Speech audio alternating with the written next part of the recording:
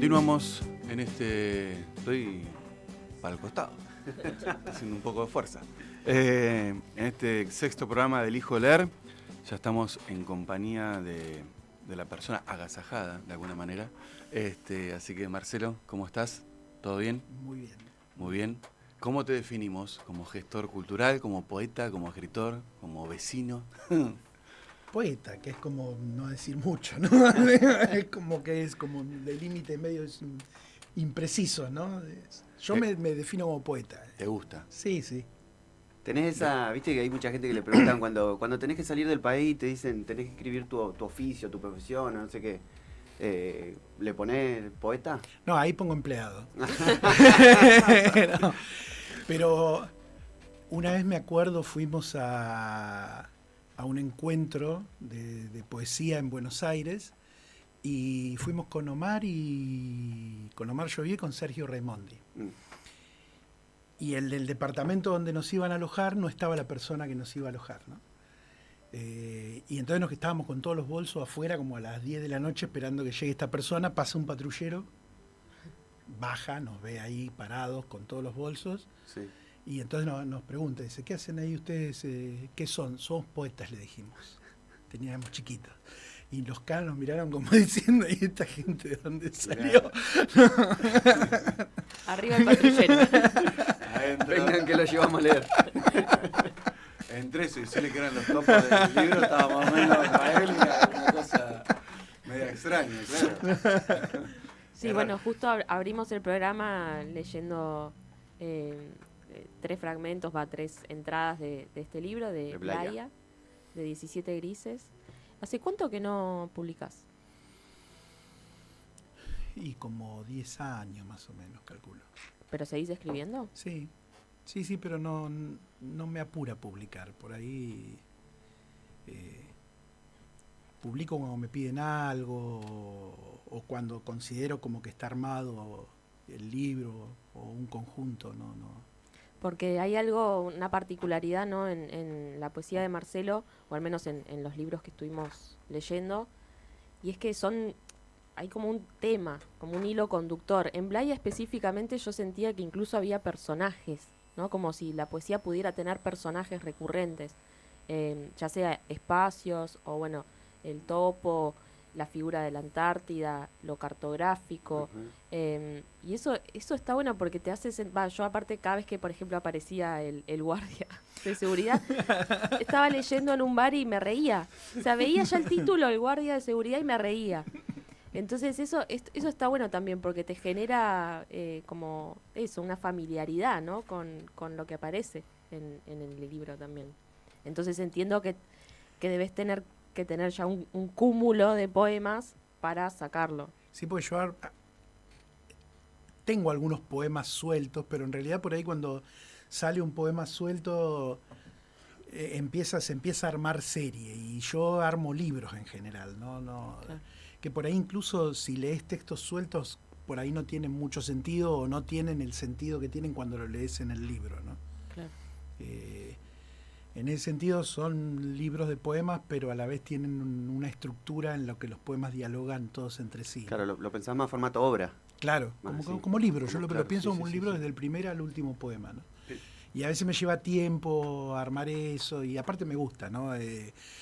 Ponerte a corregir, armar, tratar eso de que haya resonancias entre un poema y otro, el orden. Claro. ¿no? ¿Y ese hilo, por qué o qué te define a ese hilo puntual y de ahí arrancar? Pueden ser muchas cosas, ¿no? A veces es el material que tenés dando vuelta, ponele. En Diesel eran las noticias de diario. Sí. Y empecé que eran unas noticias de diario que habíamos usado en un taller que dábamos con los mateístas, ¿no? Y las habíamos usado para un ejercicio de taller, y después yo me quedé recolgado con eso y empecé a escribir, y también era como que no daba... En un principio había salido un poema largo, y después lo descarté y fui a este formato así de poemas barrocos y como sonetos en algunos casos y eso. Pero el poema puede salir de cualquier cosa, ¿no? De algo que te llama la atención y El tema es que una vez que sale, yo hago como muchos borradores hasta que sale el poema. Y una vez que queda armado por ahí 1 o 2 poemas, claro, está todo ese material de los borradores que empieza a aparecer y bueno, se va armando tipo libro en general. Y estaba anotando una pregunta y me olvidé la que te iba a hacer. Yo tengo una igual. Sí, Si escribís a mano, en compu, tenés cuadernito, Tengo cuadernitos, muchos, sí. como Pilia. Tengo cuadernos, me gusta anotar a mano, tacho todo el tiempo y cuando ya más o menos ya no se entiende ni yo veo qué es lo que taché, ahí lo paso a la compu. Y después empiezo a trabajar en la compu y después lo que tengo también son carpetas que armo en la computadora y como un poema por ahí va llamando a otro voy relacionando con material o busco a veces material, voy armando como esas carpetas con archivos en las que yo meto una noticia, una imagen, alguna referencia, algún poema de otro poeta, ¿no? Che, ¿y tenés una metodología de trabajo? O sea, ¿todos los días te sentás a escribir o...? No, en general todos los días escribo, pero no siempre escribo poesía, ¿no? Digo, a veces cuando entré en el museo estaba armando un librito que me habían pedido los amigos de Moscú, que es una editorial de Mar del Plata, que era una especie como de manual muy básico de lectura de poesía. Que era un poco el material de un seminario que había dado en la Biblioteca Nacional. Era como una lectura así como muy minuciosa de determinados poemas de poesía latinoamericana actual. Tenía todo ese material y bueno, estaba armando eso. Después el trabajo del museo un poco te corta el tiempo como para armar eso, pero a veces me pongo a trabajar con eso, a veces con algo que necesitas escribir del museo y a veces con poemas y a veces anotando cosas sueltas, ¿no? Claro. Ahí me acordé de lo que te iba a preguntar, porque es medio que después de alguna manera por ahí lo respondiste, y era que a mí me pareció llamativo y difícil, por lo menos a la distancia, esto que vos estás diciendo. Al haber un hilo, vos también necesitas que haya distintos puntos de vista de un algo. Y eso para mí es súper complejo de lograr. Y está buenísimo. A mí es una de las cosas que me gusta trabajar en los textos, ¿no? El hecho de que algunas cosas se repitan y otras varíen. O que haya un eco, ¿no? Dejar como un elemento en uno de los poemas del principio y retomarlo por ahí a la mitad o al final y jugar con eso. A veces incluso el mismo elemento que al aparecer en contextos distintos parece otra cosa, pero es lo mismo que usé, ¿no? Algunas variaciones a veces son mínimas entre un texto y otro, ¿no? Pero sí, me gusta y parte del trabajo es ese, ¿no? Como una especie de arquitectura del libro, ¿no? ¿Y cómo se te ocurrió o esto de incluir imágenes como si fuesen hipervínculos, me imagino yo? Y también me gusta mucho los poemas interactivos, que es como si me dieron ganas de escribirlo. Yo o lo sea, de tildar uno, Sí. ¿viste? Como, yo no lo quise marcar porque era de Mati, si hubiese sido mío lo marcaba. Sí. Como el libro ¿cómo es? Rompa este libro, dibuja este libro. Destroza este diario. Destroza este diario. Claro. Ese. Eso lo hago desde el primer libro de Berreta. Berreta tiene como un cuestionario en una parte con los cisnes, ¿no? Como que nada, que es como un formato escolar, ¿no? Digo, eso de que te lees un texto y atrás te vienen las preguntas que te hacen, ¿no? Claro. Y a mí me gusta jugar un poco con eso. Y tenía un montón, había hecho parte de lo que era el archivo de Blaya, como trabajaba con poesía trovadoresca y eso. En un momento había armado un archivo de versos de rock nacional, ¿no? Cosas que yo tenía en la cabeza y escuchaba y que asociaba por ahí con esa poesía amorosa. Y había probado como varias cosas, ¿no? Como hacer un montaje de esos versos, escribir un poema, meterlos en un texto, y no salía nada de eso. Entonces en un momento digo, bueno, multiple choice. Era lo más fácil, ya. Y lo puse así. Expeditivo, directamente, pues. claro. Está bueno. Está bueno ese juego. Pues aparte ahí entra el lector ahí. Sí. Claro, Sí, claro. me era das, un me das poco- lugar, me das lugar. Sí, pensaba que también en esto de retomar un elemento que está en el primer poema, quizás en el último, también estás como generando una complicidad con el lector, porque vos decís, esto ya lo leí allá, ¿no? Como que te sentís un poco más avivado, Sí, no más sé. participativo. Claro, tal cual. Ujú. Marcelo, yo te quería preguntar, yo creo que hay como cierta tensión incluso del género, voy a comer un poco el micrófono, hay cierta tensión del género porque aparecen títulos de noticias, aparecen multiple choice.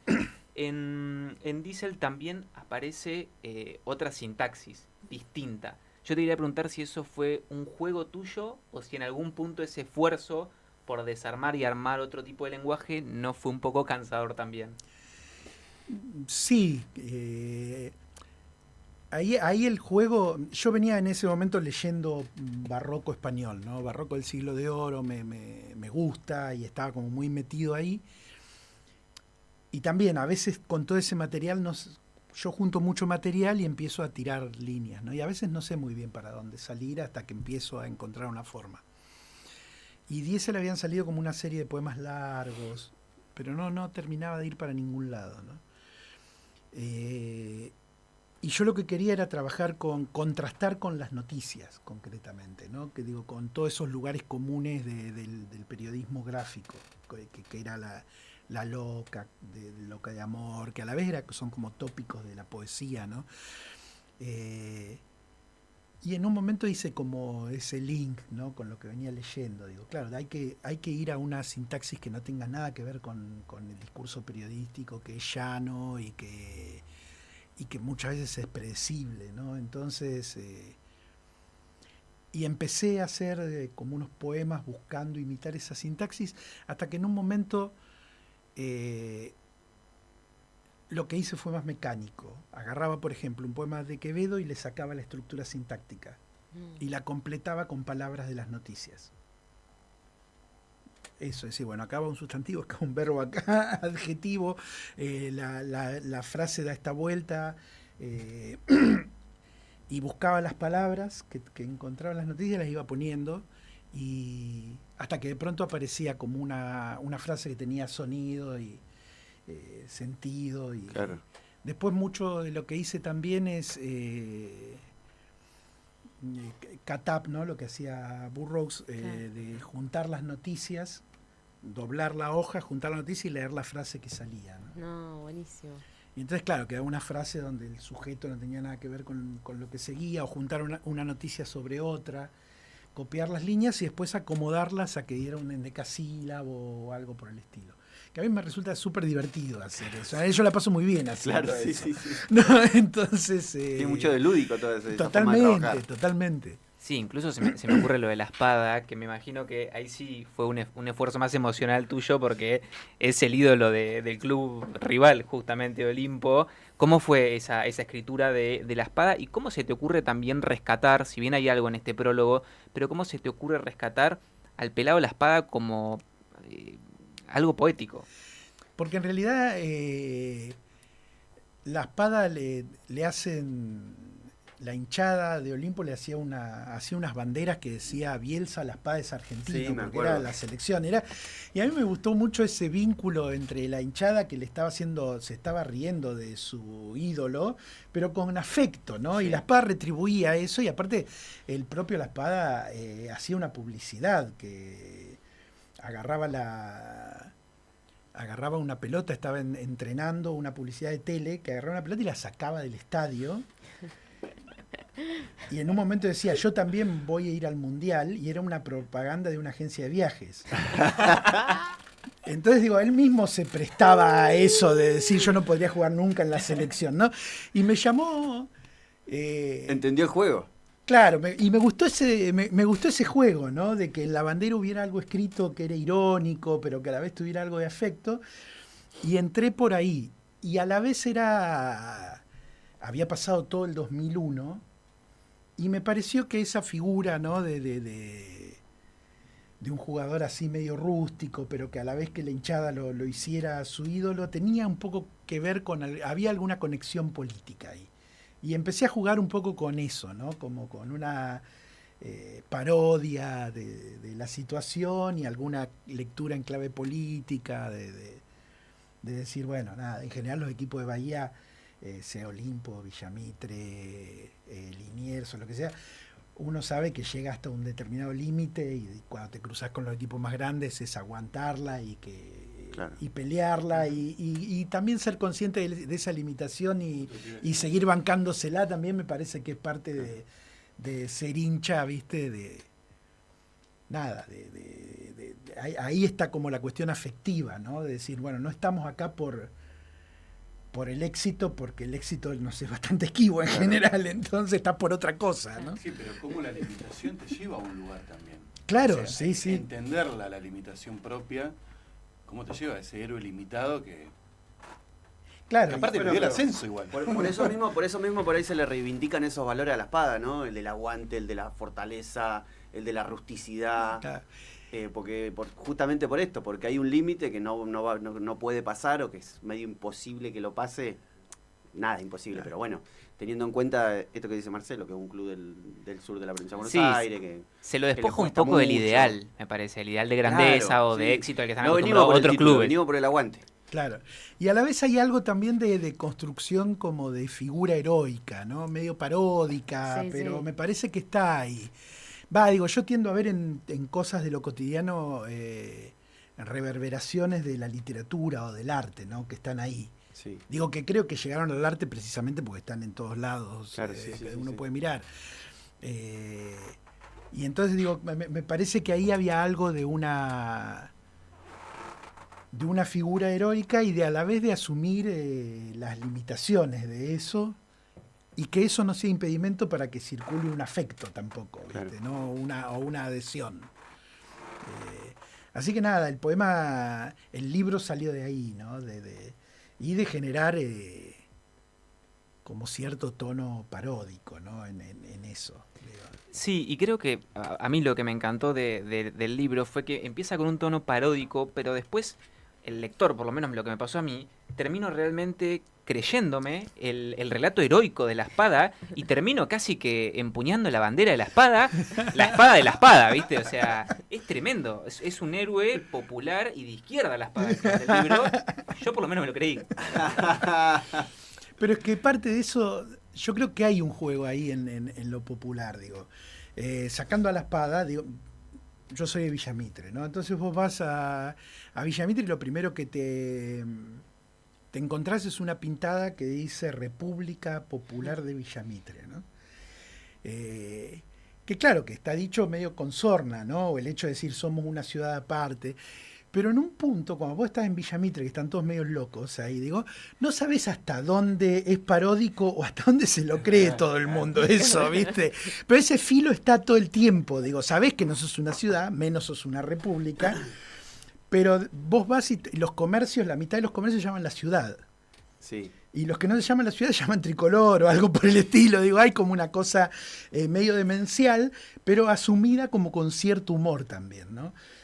Como un graffiti que había que decía, si pasa por Villamitre no deje de visitar Bahía Sí. Blanca. Muy bueno. Muy bueno. Yo me acuerdo cuando era chico que venía del sur y el colectivo siempre pasaba por ahí y cuando venís por donde está la IPF ahí y decía ese cartel, ¿viste? Y yo digo, qué raro, no entendía. Claro, no entendía. claro. Hasta que después más de grande, cuando me vine a vivir acá, todos explican, no, la ciudad, esto. Bueno, ¿qué pasa con Villamitre? Bueno, pero ahí esa es una super frase, ¿no? Sí, Digo, total. de irónica. Sí, además cuando uno viene de afuera, cuando empieza a escuchar esto de la ciudad de Villamitre, o Villamitre es como un microestado dentro del estado municipal, es como un Vaticano dentro de Bahía, es como vos decís, bueno, che, voy a tener que ir a Villamitre a ver qué pasa, qué está sucediendo ahí, y uno va, y a mí, por ejemplo, la primera impresión que te das cuando vos llegás, y es como un pueblito dentro de la ciudad, Sí, porque sí. tiene su plaza, tiene sus bancos, tiene todo lo que tiene un pueblo tradicional de la provincia de Buenos Aires. Claro. Y entonces, y a mí me interesa, pero a mí lo que me interesa también, más allá de ser de Villamitre y ser partícipe de toda esta locura, me interesa ese filo, ¿no? En donde vos decís, lo dicen en serio, lo dicen Sí. en chiste, se ríen de eso, se lo creen en serio, ¿no? Digo, ahí me parece que ahí es donde yo le encuentro el filo literario, ¿no? Viste que es que la literatura siempre te estás moviendo en un lugar donde no tenés muchas certezas, o por lo menos eso es lo que a mí me interesa. Y yo eso lo encuentro en lo popular, ¿no? Digo, donde aparece esto de la espada o lo de Villamitre, aparece cierta épica, pero relativizada, ¿no? Yo mucho como el tono muy grandilocuente de la épica no me lo fumo mucho, ¿no? Claro. Bueno, pero es romper el fanatismo y es un poco eso, ¿no? Claro, es eso, ¿no? Es como decir, bueno, no, nos la creemos, pero en el fondo sabemos que es hasta ahí, ¿no? o que digo, somos esto y esto, con esto podemos hacer todo ese súper relato o ese mito, ¿no? Pero sin perder noción de la realidad tampoco, ¿no? Ahí hay un filo que me resulta interesante. Por eso aparece la ironía en estas frases y eso, ¿no? ¿Y la espada habrá leído esos poemas? Sí, sí. ¿Y? De hecho, no solo lo leyó, sino que en su momento en el MAC se hizo una actividad en donde charlamos con la espada y después me pateó unos penales en el patio. Hace muchos años de esto. ¿Los atajaste? No agarré ni uno, pero... pero sí, sí. No te hizo la gauchada de tirarte uno al medio, flojito. Te guiñó el ojo por un lado. Sí, no. Y nada, en la charla esa que se armó le preguntaban si no le había molestado, ¿no? Que medio que lo tratara de burro yo en el libro, ¿no? Y él no, dice, ¿cuántos jugadores tienen que de acá de Bahía que les escriben un libro? Claro. Estaba chocho, ¿no? Y además, bueno, nos reímos mucho, fue una buena jornada. Eso. ¿Fuiste con la remera de Villamitre? No. Ah. No puede tampoco provocar gratuitamente y él no fue con la de Olimpo tampoco. muy ¿no? ¿Y en el barrio ya te pasaron factura? ¿Cómo No, va a escribir? ¿Cuándo va a no, porque escribir yo alguna de en esas? el prólogo puse claramente cómo era mi situación. Ah, bien. Y además a mí el hecho de no ser de Villamitre me resultaba más fácil para escribirlo. Porque tenía como una distancia afectiva que me permitía jugar con el texto, ¿no? No sé si podría escribir algo muy de Villamitre tampoco, ¿no? Porque por ahí estás como Estás muy empapado. muy metido, ¿no? Y entonces te agarra ahí como una cosa que por ahí es como más difícil, ¿no? Esto de utilizar al contrario en El secreto de sus ojos, la de Sacheri, el asesino es de Racing y Franchella hace todo ese prólogo, ¿viste? Que habla de la Sí. pasión y hoy está apropiado por el hincha de Racing eso. Entonces, Sacheri, que es de Independiente, puso asesino uno de Racing. Sí. Ese juego está bueno también, Sí, pero sí. no lo entiende todo el mundo. Claro. No, igual yo traté de ser respetuoso, ¿no? De digo, la parodia para mí estaba en esa figura que no llegaba a ser épica, pero que a la vez era épica de algún modo, ¿no? En ese filo. No me interesaba ni reírme de Olimpo ni de nada por el estilo, sino en captar esa ironía que la propia hinchada construía y el guiño con el jugador que se lo apropiaba a eso, ¿no? A eso me pareció súper interesante. Sí, incluso yo lo leía y por un lado pensaba esto, digo, uy, se habrá enojado la espada si leyó esto, pero después el equilibrio ese que vos veías en la misma hinchada lo mantenés en el libro, porque después, como te digo, termino leyendo el libro y pienso en la espada como un héroe, realmente como un tipo, como decía Benja, que acepta sus limitaciones, pero que es un héroe en su microcosmos que es Olimpo. Claro. Y que es una de las figuras como míticas del fútbol también, ¿no? Es el prototipo del jugador limitado que acepta su limitación y entonces al aceptarla se vuelve un buen jugador de algún modo, ¿no? Es como digo, si uno buscara figuras literarias dentro de los jugadores, tenés como el creativo, el mágico, que yo, y tenés el que es más rústico, Sí, pues, pero siendo rústico se esfuerza. Claro, ¿no? escribirle un poema a Bocini o a Messi es fácil. Claro.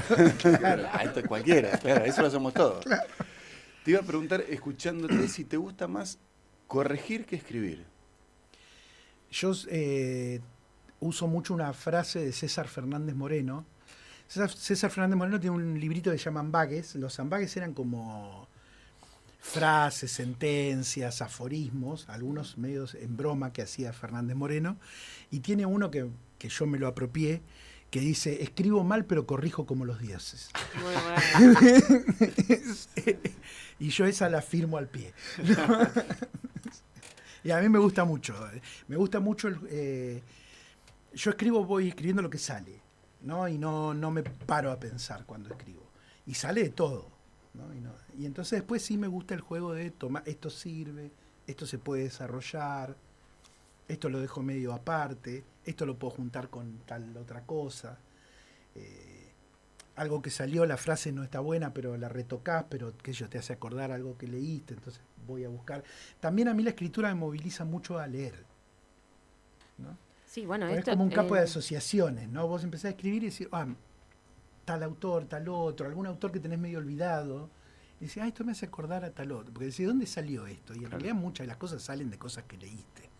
No, claro, todo el tiempo el escritor roba. Claro, pero viste, a veces te lo olvidás eso, te leíste algo que leíste hace 10 años, y lo escribís y lo entras a laburar y decís, esto, y entonces vas y volvés y lees eso que habías leído y empezás como a ponerlo en relación y la reescritura o la corrección es un ejercicio de lectura, que es algo que yo disfruto mucho también, ¿no? Es sobre uno mismo la lectura ahí, pero y el campo de relaciones que vas armando. Y esto porque he escuchado por ahí que cuesta recortarse de alguna manera o corregirse. A vos no te cuesta esa parte. No, para nada.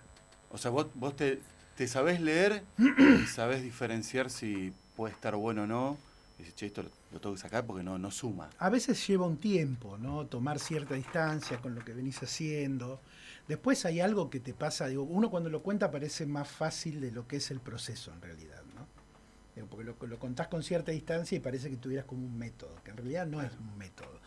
En realidad vos vas escribiendo, terminás de escribir algo y lo lees y dices, esto es genial, es lo mejor que escribí en mi vida.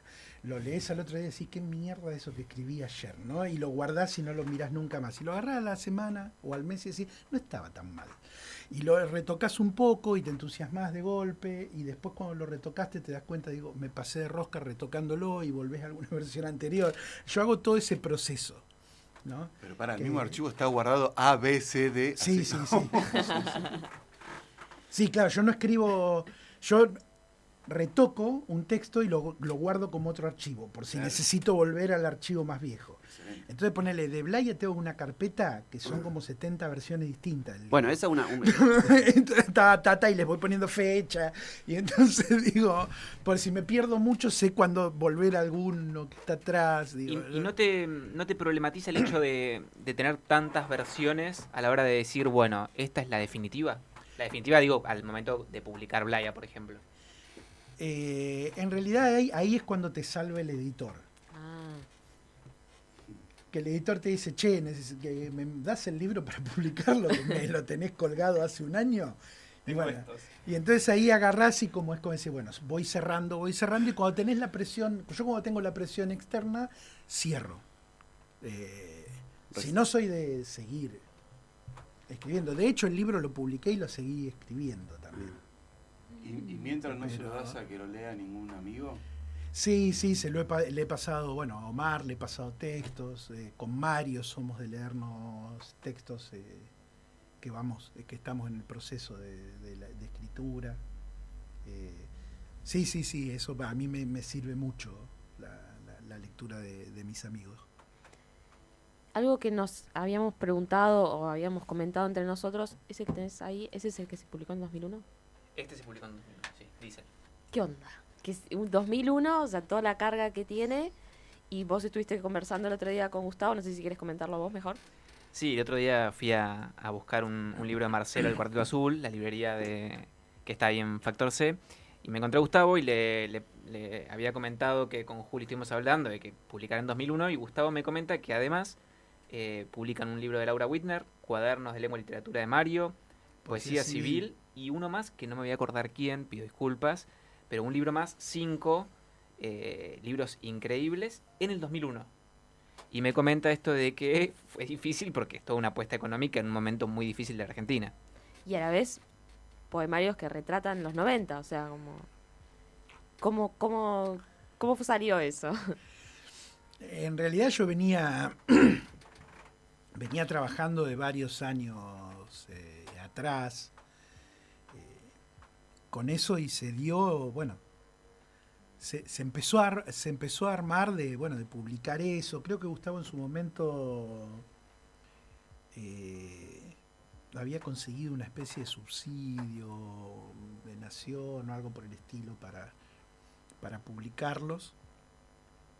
No sé si no estaba el de Roberta, uno de Roberta también. El de Roberta, ahí me acordé, sí. Tremendo. Tremendo ese catálogo 2001 de Vox. Sí, que fueron antes había salido Música Mala de Rubio en otros formatos y estos fueron los primeros libros de esa colección. También en el medio de eso yo me acuerdo que lo ves de lejos el 2001 y tenés una imagen. En el momento era algo como que en algún momento esperabas que pase, ¿no? Vos calculá que se cantaba, se viene el estallido, se venía cantando todo el año de eso. Y además, el 2001 explota en diciembre en Buenos Aires, pero ya venía de años en Cutralcó, en Jujuy, que estaba el Perro Santillano. Había en todo el país estaba eso. Era como que uno estaba esperando que en algún momento pase, tarde o temprano, sabías que algo de eso iba a pasar. Yo me acuerdo que cuando salen estos libros, sale una box también, un número de la revista, y la revista venía con una antología de poesía chilena joven, y yo me voy a Chile a presentarla, la revista. Llego la semana antes del 2001, de diciembre. De todo el despelote de diciembre. Estoy en el medio de todo eso y me voy los primeros días de enero a Paraguay a presentar la revista y los libros también, ¿no? Y claro, estando allá todo el mundo te preguntaba qué pasa en Argentina, ¿no? Claro. Y viéndolo de afuera era como, claro, pero uno venía tan metido en eso de esto explota, que venía de años diciendo esto explota en algún momento, ¿no? Sí, un poco lo viste que te familiarizás al caos en este país. Sí. Lamentablemente, ¿no? Sí, claro, y yo justo me pasa esto, que viajo antes y viajo después. Claro, y la gente estaba afuera y decía, ¿qué pasó en Argentina? ¿No? Era como una cosa... Claro, después cuando pasa el tiempo, verdaderamente dimensionás todo eso que pasó. Se va el presidente en helicóptero, ¿viste? Sí, 5 presidentes de una semana. 5 presidentes de una semana. Pero viste sí, que uno se termina saqueo. habituando a las cosas más dementes en este país. Bueno, como este año que estamos en febrero diciendo el mes que viene se pudre. No, claro, estaba pensando en eso. El mes que viene la gente sale a la calle. No, el otro mes la gente no aguanta más. Es como, ¿hasta cuándo? ¿Hasta cuándo? Más allá de lo político, que uno está en eso, no sé si a ustedes les pasa. A mí lo que me pasa es que por momentos no entiendo la realidad. Yo estoy haciendo ahora en la radio, estoy haciendo una columna que se llama Cosas Imposibles. Y lo que elijo son esas noticias bizarras, ¿no? Como para reflexionar un poco en torno a eso.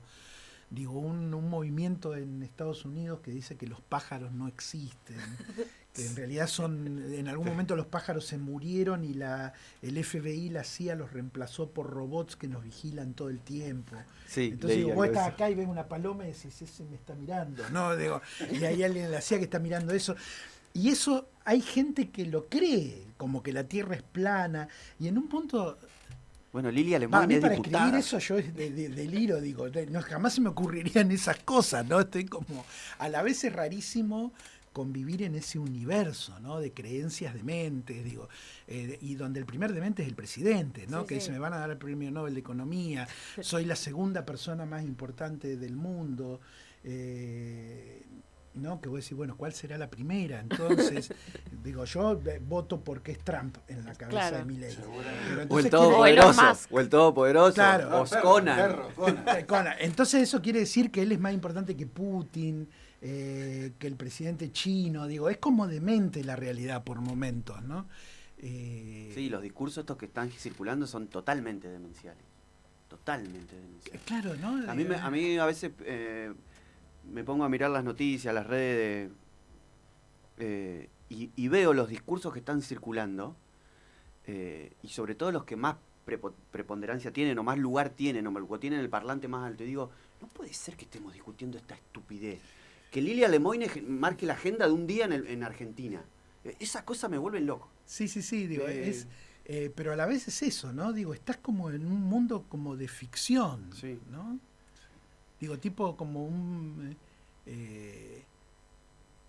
Philip Dick, pero mezclado con un comediante, ¿no? Digo, es como una... ¿Qué? ¿Vas a decir lo de Sonia? No sé, ¿qué es lo de ¿Lo de Sonia? Caparrós? No, Ah. no. No, iba a pensar que qué cuerda queda Lilita Carrió al lado de esta gente, ¿no? Como- No, y qué antiguo parecen un montón de discusiones, ¿no? Que las tuvimos hace unos años. Por un lado es terrible, y amigos de afuera que te dicen, che, ¿qué pasa en Argentina? Porque cómo del día a la noche pasó esto, uno no tiene explicación, y uno se empieza como a acostumbrar a habitar esa realidad de algún modo, ¿no? País meme. Claro. Te preguntan y no sabes cómo explicarla tampoco.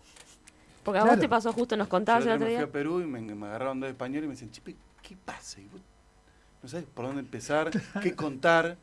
Claro. Porque es eso. Sí, todo cómo se enhebrar supera. un argumento lógico. Todos los días se superan. Es algo... Por momentos te digo, realmente bravo. es como una Es novela de desgastante. Aira, ¿viste? Por momentos el Pero país, desgasta, ¿no? ¿eh? Sí, Desgasta claro. Y basta ya en Sí, un momento, lamentablemente. sí, sí. No sé para qué lado ni cómo. Sí, o nos estalla la cabeza a todos, Oh, ¿viste? claro, sí. Sí.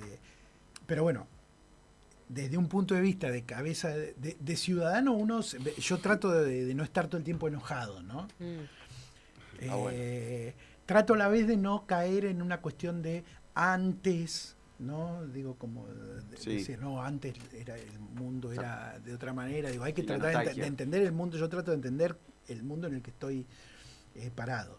Y por momentos, como si uno se disociara y tomaras cierta distancia, no sé, sos un extraterrestre que está bajando en la Argentina, vos decís, uy, esto es literatura pura todo el tiempo, ¿no?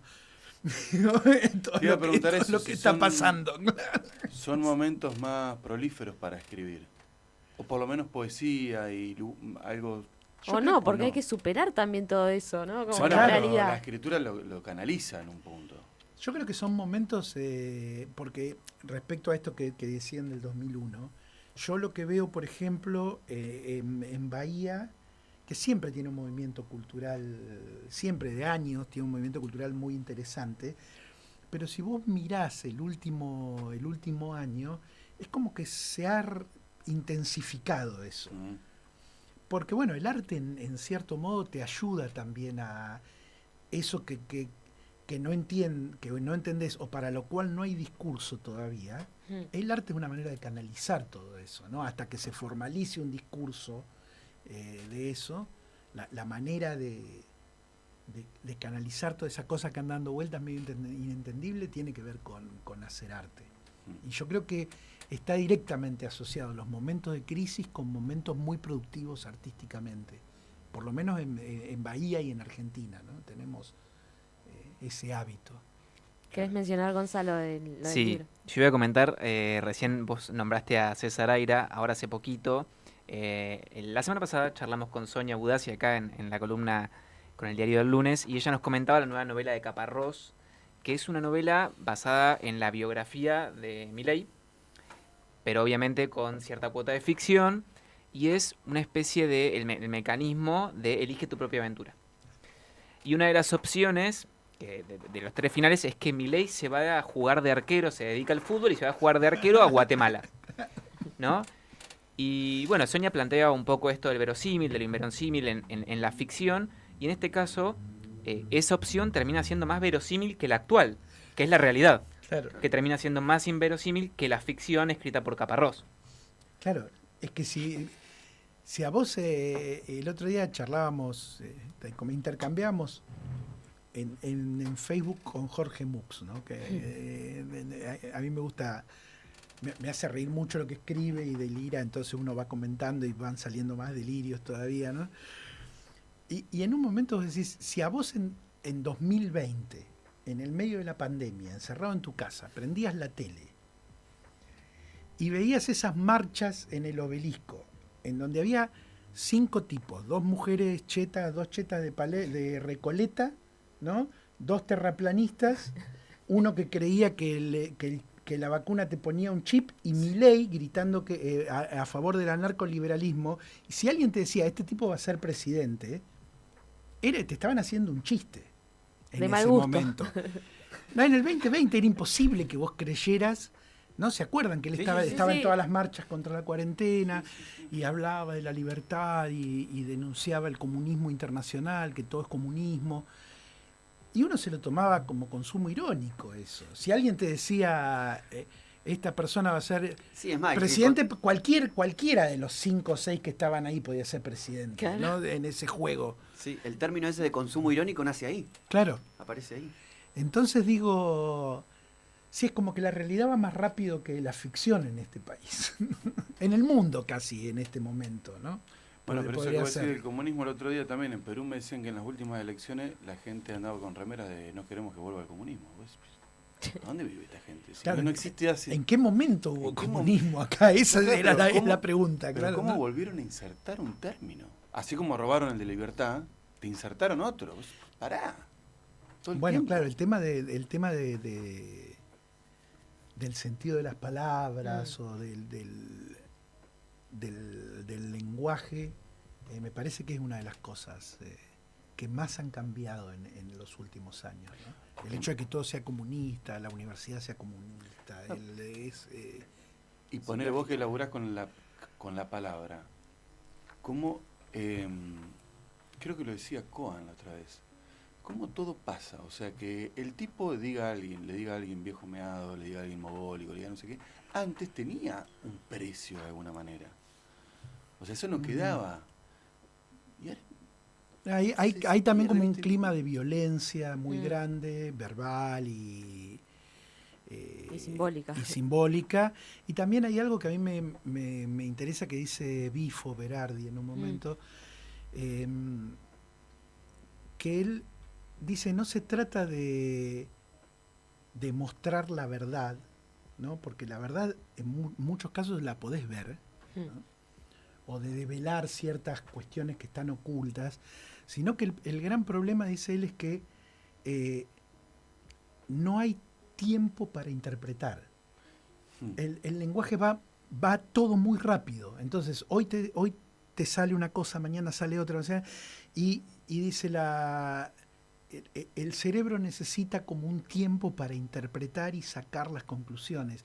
Y yo creo que esa lectura que hace Bifo es reacertada, porque cuando la realidad te supera en velocidad y vos no llegás a tratar de entenderla, ahí es cuando aparece el fascismo, digo, es cuando vos te replegás en el prejuicio. Tal El cual. prejuicio es la respuesta más rápida que podés dar. Ya la tenés preparada antes de que abordes el problema. Y cuando la realidad te pasa por arriba en velocidad, ¿no?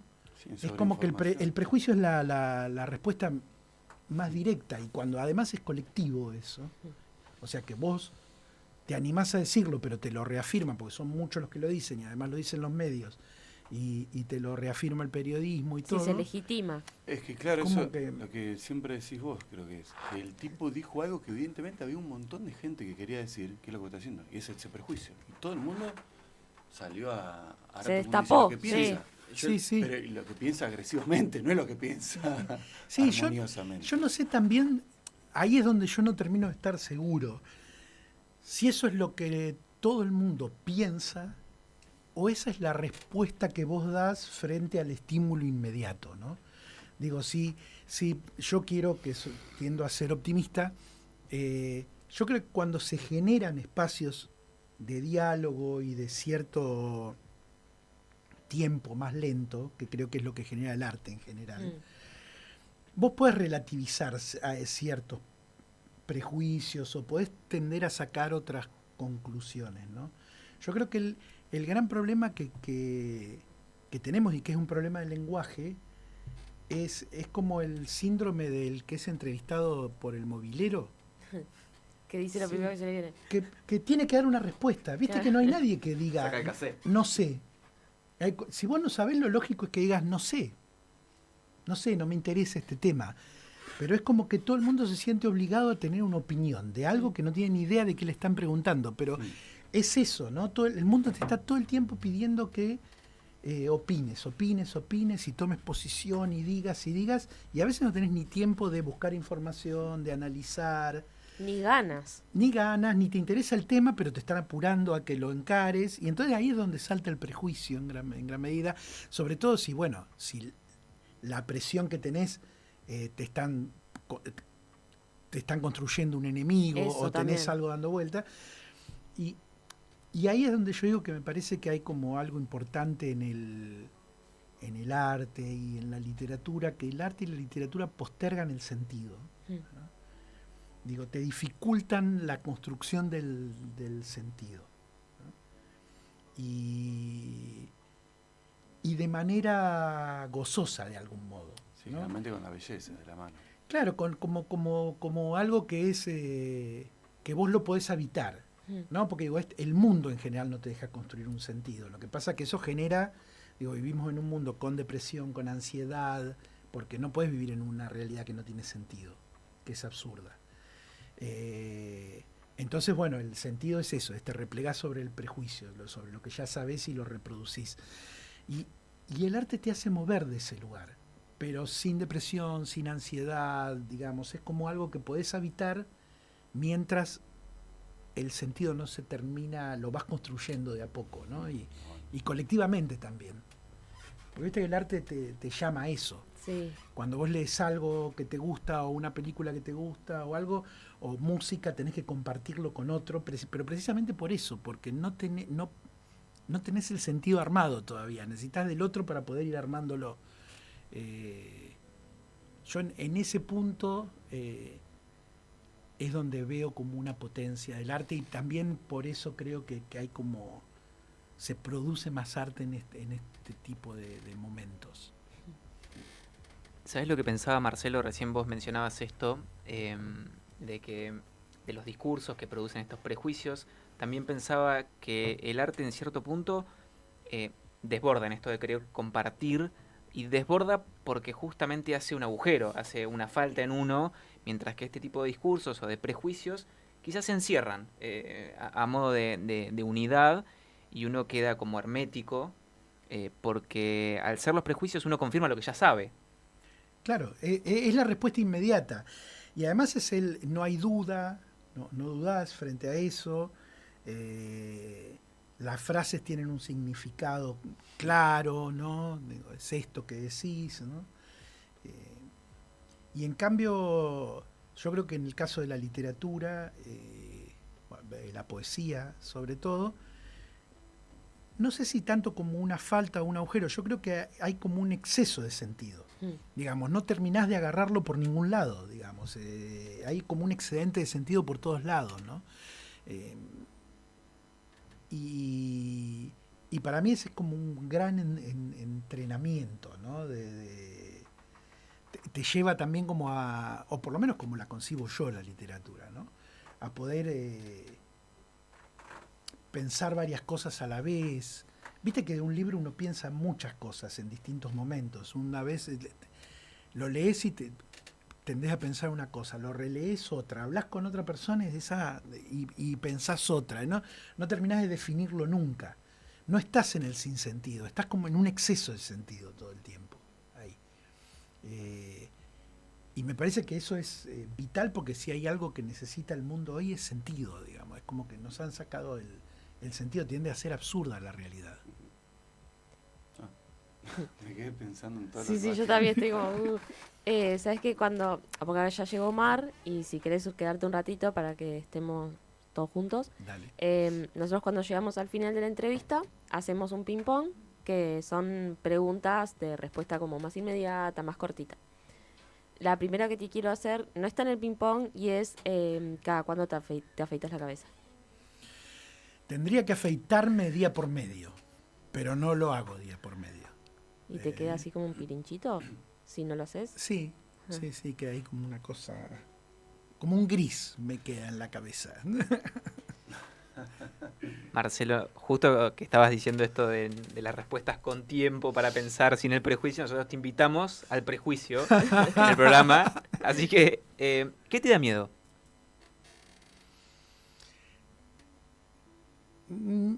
Miedo depende, no tengo una respuesta rápida, porque a mí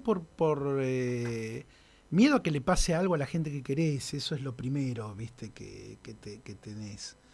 Y después no sé si hay mucho más que me dé miedo. Eso sí, viste, que es como esa situación de que le pasa algo a alguien que querés y vos no podés hacer nada, te pone en una situación como de impotencia y de miedo. Pero no soy muy miedoso en general, ¿no? ¿Cuál es tu palabra favorita? No tengo cosas muy favoritas.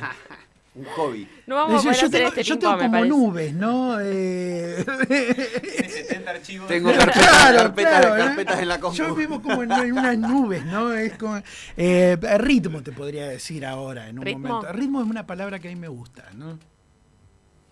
Que significa mucho. Esta tampoco está en el coso, se me ocurrió ahora. ¿Tu banda de la adolescencia? Mi banda de la adolescencia pasé por Sumo, Los Redondos y The Clash. Te da opciones, ¿viste? Multiple choice. Claro, porque yo tenía bandas que en un momento Kiss tenía también en un momento, ¿Cuál? ¿no? Kiss en un Kiss, momento, cuando era más chico, ¿no? De ahí pasé, pero digo, me duraba un tiempo, después sumaba otra, ¿viste? Sumaba otra. ¿Un lugar? Vivo en un lugar, es como obvio, pero es Villamitre. La República de Villamitre. La República de Villamitre. Que sí, es el lugar donde me crié y me pasa algo que fuera de todo el relato y épico. Yo cuando me divorcié alquilaba fuera de Villamitre, ¿no? Para estar cerca del laburo y no gastar transporte, qué sé yo. Y en un momento volví a Villamitre y me sentía bien. Claro. Era como decir, yo acá estoy bien, ¿viste? Es eso. Viví 1 año y medio en Buenos Aires también. ¿Sentiste esa especie de desarraigo del barrio cuando te fuiste? No. Y esa No, nostalgia me di de- cuenta que lo tenía cuando volví. Ah, Claro. En el momento no, viste, estaba Sí, sí. cuando te separás es todo un quilombo, tu vida terrible, entonces que lo último que me preocupaba era irme de Villamitre, ¿no? Digo, me podría haber ido a la luna tranquilamente. Pero en un momento, pasé por varios alquileres, y yo y cuando volví dije, yo acá estoy bien, pero sentía eso, ¿no? Me gusta caminar por el barrio, yo sé de salir a hacer compras, por ejemplo. No, y voy a la verdulería, ya me conocen en la verdulería, me quedo charlando media hora en la verdulería. Después voy a la carnicería y ya también los conozco a los carniceros y me quedo charlando. Y capaz salgo a comprar, vuelvo con 2 bolsitas, con 4 pavadas y estuve 2 horas dando vueltas, ¿no? Y me gusta eso, ¿no? Claro. ¿Lloraste con algún libro? Con un montón. De chiquito lloré con Mi planta de naranja Lima. Terrible. Pero yo soy re llorón, de ver películas, cuando leo, ¿viste? Viste que te metes adentro Sí, y sí. me pasa, sí. Pero ese me acuerdo, de chiquito Mi planta de naranja Lima era como llorar todo el tiempo mientras leía, ¿no? ¿Qué querías hacer cuando eras chico? Quería ser artista yo cuando era chico. Lo lograste. Quería ser pintor yo, en realidad iba a la Escuela de Artes Visuales de chiquito y dibujaba historietas y hacía, Mirá. más que artista, historietista quería ser. Pero después hice algunas historietas pero guiones, no dibujo, no tengo paciencia para el dibujo. Y además me cuesta mucho narrar. ¿Narrar a través de la imagen? Narrar a través de la imagen y de la palabra, me cuesta narrar. Yo tiendo a la dispersión, ¿no? Digo, esto, ¿no? Que decíamos de los poemas. Empiezo a seguir una línea y se me abren 4 o 5 y las sigo las 4 o 5. Y después Claro. veo cómo lo junto. Pero bueno, eso en una historieta es medio difícil, ¿no? De hacer. Digo, en general necesitas como una narración, personajes. Y me ha pasado también de ponerme a tratar de escribir narración y me sale poesía, no hay caso, es eso, mira. ¿no? Ya lo tengo asumido, no puedo narrar, no puedo seguir una línea sola. Muy bien. ¿Qué estás leyendo ahora? Ahora estoy leyendo un libro que se llama El capitalismo ha muerto, de Mackenzie Ward, que es una filósofa trans australiana que vive en Estados Unidos y que hace todo un análisis de la cultura del presente. Y nada, ella dice que esto que estamos viviendo ya no es capitalismo, ¿no? Es algo peor, concretamente. No, pero la verdad es que está bien fundamentado. Dice, no son los modos de producción del capitalismo, no son los modos de funcionamiento económico del capitalismo, no son las modalidades de trabajo del capitalismo. Hay una concentración de la riqueza que es inusual.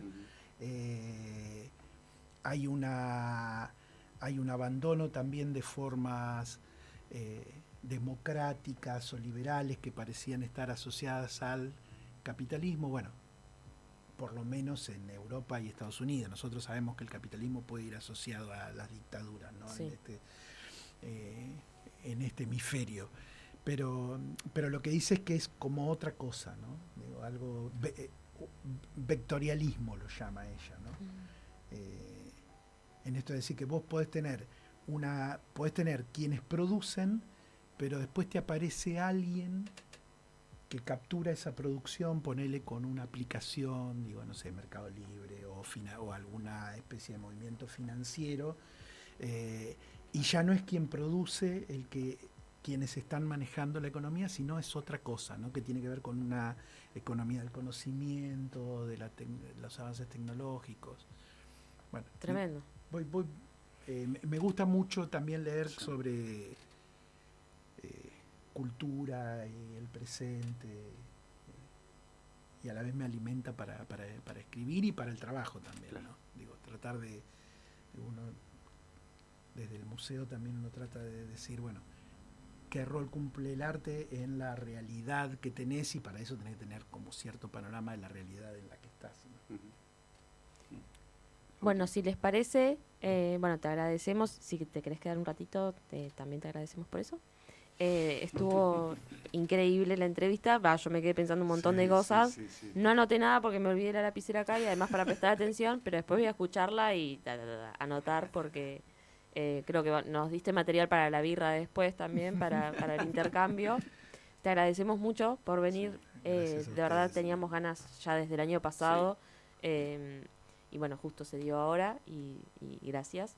Si les parece, vamos a escuchar alguna canción y lo invitamos a Omar. Catriel venía, ¿viste? Que Sí. estuvo haciéndolo Spinetta en el Colón, Spinetta de- Ajá, con la gente de Olga. Así que el Capitán Beto por Catriel. tremendo. Vamos. Ahí va el capitán Beto.